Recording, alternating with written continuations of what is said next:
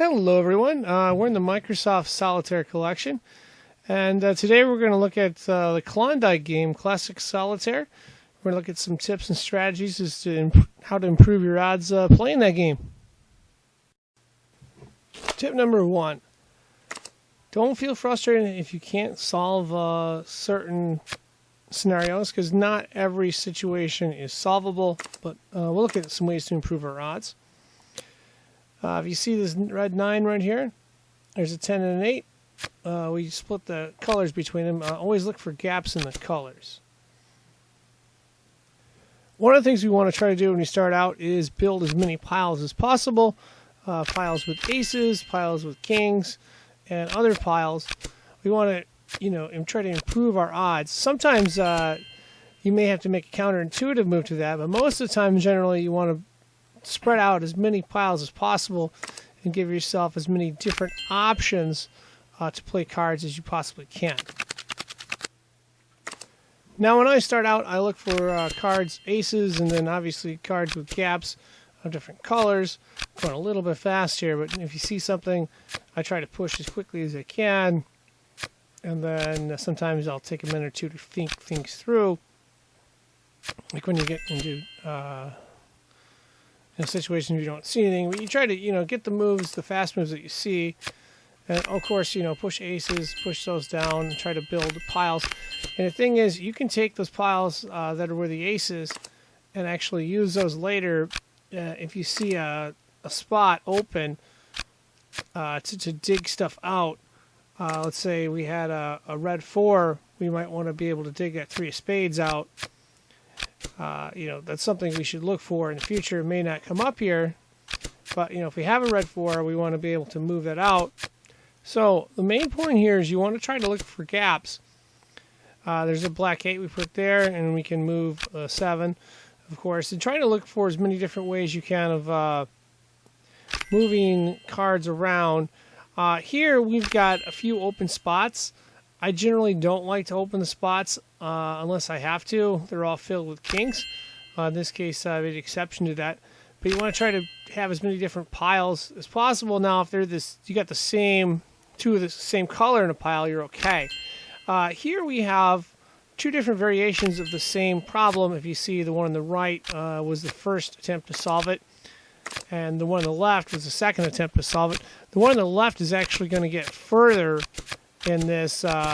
In both scenarios, unfortunately, was not able to solve this particular problem.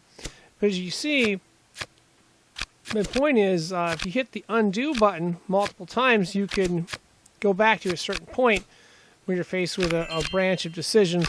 Some of the branches go pretty deep, some of them don't. So you can see the one on the right eventually runs out of steam, and the one on the left has a few more options available to try to solve it. As there's the move the 7 there, and then the 4 and a 5. As you can see, the pile's getting a little bit deeper. We've moved the queen. The one on the right, I've pretty much given up. Now we're just basically stuck with the one on the left, looking at variations. This one obviously does not end up being solved, but that's not the point. The point is, you can hit the undo button and go back to a certain point and look at, okay, if I played it this way, how would this play out? How would the variations give me a chance to possibly solve it? Because sometimes, you see it, and then sometimes, the obvious stuff you don't see. You got to, take your time to look through. You get up to speed. Sometimes you go pretty fast. Sometimes, you have to take a second or two to think it through. Whichever you're more comfortable with, that's what you should be doing. The point is, you want to try to improve your odds of actually solving it, because it's kind of fun when you solve these things and go all the way. Here we went pretty deep. We couldn't quite break through. In this example, we have a 3 right over here. That would go to the 4. But one of the things I would like to emphasize is this. Let's say this 3 is like an 8 or a 9. You may want to leave it there, even if it goes underneath. Let's say it's an 8 black 8. Well, the black 8 can go under the 9. You may want to leave it there unless you can move a king. So just leave it as an open move, because what you like to do is potentially move another pile. And let's say there was another black 3 we drew from here. We'd like to be able to put that black 3 under the 4 if we could. But again, if you have the king open, you know, we'll take that move. There's always the undo feature, of course, too, if you want to look at different ways it draws out. So, okay, we move the king there, and then it plays out like that. Okay, we see this example right here. There's a 2. There's a 3 of spades. I typically don't like to move those down unless those are at the very bottom of the pile and they're opening up another card. So in this case, I would move the 2 and the 3. But let's say the 2 and the 3 were under a bunch of other cards.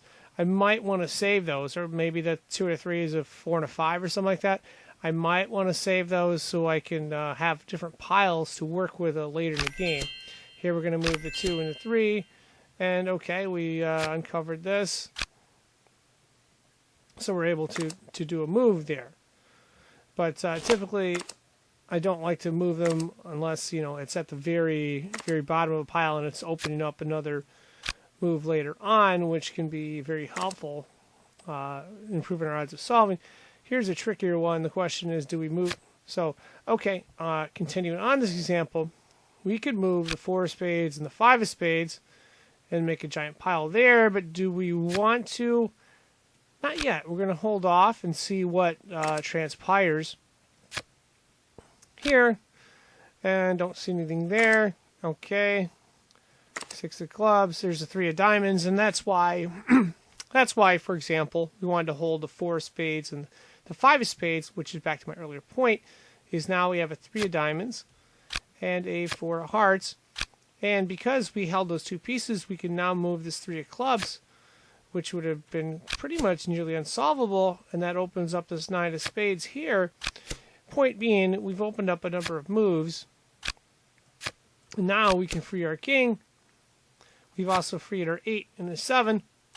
Typically, I don't like to move the 7, the red 7, unless there's already another red 7 here. So if there were 2 piles, there's only 1 pile with the red 7. So I'm going to hold off on that. And we're going to play right here. King, open this up. And now we're going to play black king. Open up there. Now we can open up the 7 of diamonds later, but we don't want to do it right now, just in case another 7 comes from here.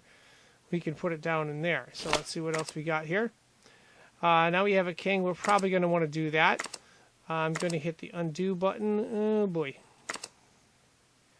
Yeah, I'm going to play that king there. And I'm going to move the 7. I don't see the 7 in the pile either, so the 7's probably under one of these 2 piles, as there's 5 cards there. So we're going to play the king right there. And always, you know, hit undo when you can to look for different variations of moves. Here's a 10. Okay, with jack, and then we got a black 10, so we can move that later. We'd really like to move that ace, but we can't do that right away. There's a red king, which is the piece we'd really like to move. And fortunately, we have a red heart there. Now, because of that king, we're going to want to move. We're going to want to move the hearts right here. It would be okay to move the 3 of hearts as well. I'm going to leave the 2 of diamonds in the pile unless it's absolutely necessary. Actually, it doesn't matter now because we've already moved the 2 of hearts. So in that case, it doesn't matter. Let's see what we got here. Red king, really good, because now we can move the queen and open up that pile. 2 of clubs will go underneath the 3 of diamonds. We got a 7 of hearts there. Now the question is, can we work this pile out? We might not be able to get those 3 cards there. But again, you want to look for moves that improve your odds of getting through this. Let's see, do we have a move with a pile? I don't see one here. Oh, there's a 6 and there's a 5, so good for us there. Again, you want to play around with the different variations. The more piles you have, the more variations you can set up. There's a 4 of diamonds there. which means we can get rid of this 4 of hearts later, as I'll show you. Alright, 3 of clubs goes there. Now we're going to try to move some piles. We'd ideally like to get rid of this 8 of hearts. I don't know if that's going to happen. Let's see what we got here. Oh, that might be it with those. Now the reason this one is not solvable is we need a black 4, a 4 of clubs specifically. If we had a 4 of clubs in one of these piles, we could move this 4 of spades and then try to dig our way out of the spades. But we don't have that card. That card is in one of these 3 cards right here, so we're not going to be able to solve it. But we tried as hard as we could on this one, and got very close. And sometimes we have enough to get us over the top. Sometimes we don't. So this last tip is the most important, and I'm going to emphasize again. If you can build multiple piles and spread them out, it really improves your odds of solving. And you got to be able to look for the hidden moves here. If you see, there's a 4 of spades, there's a 5 of spades, and a 6 of spades, all in different piles. We got the 3 of spades, and now we move the 3 of hearts. Now there's a move available to move the 4 of hearts, the 5 of hearts, the 5 of spades, and 6 of spades. But we got to do it sequentially by moving back and forth from pile to pile. So 4 of hearts gets moved. That opens up the 4 of diamonds to move under the 5 of clubs. We're going to move the 4 of spades first. There we move the 4 of diamonds. Now we move the 5 of spades, I believe. Now the 6 and the 7 of spades are open because you move the 5 of hearts. 5 of diamonds gets moved to the left. 6 of spades open. 7 of spades open. And what we've done there is we used the piles to move a bunch of cards. And doing that can basically be the difference between solving and not solving a puzzle, as it gives you more options and puts you closer to solving it.